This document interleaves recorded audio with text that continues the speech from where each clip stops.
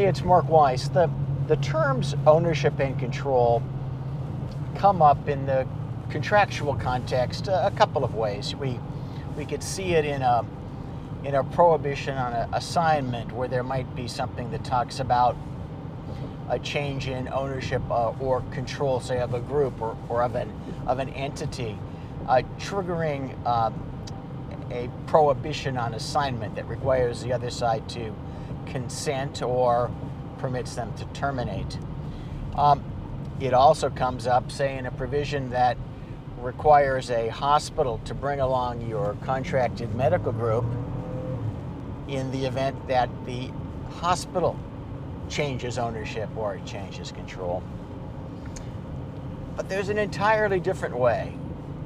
that I maintain that medical groups need to think about ownership and control, and that's in the context of, even if the shareholders of your group remain the same, even if there's no true giving up control in terms of, say, some management agreement that now lets a management company essentially control the group, at what point in a relationship, say with a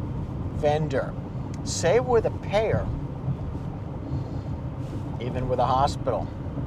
have you ceded so much authority over your medical group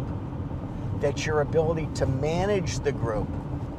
to exercise your ownership, has been given away or been mooted, no matter how you want to look at it? As you do business, there are many sorts of arrangements that essentially serve to shift the kind of control that only an owner traditionally would exercise, would hold. I can't go through a laundry list of them. We don't have time in a video of this sort.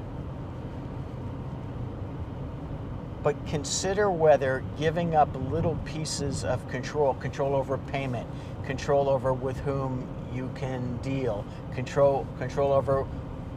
what other facilities or geographic areas you might be able to move into, amount to a stealth sale of your group, well, without any consideration, without any payment of a purchase price at all.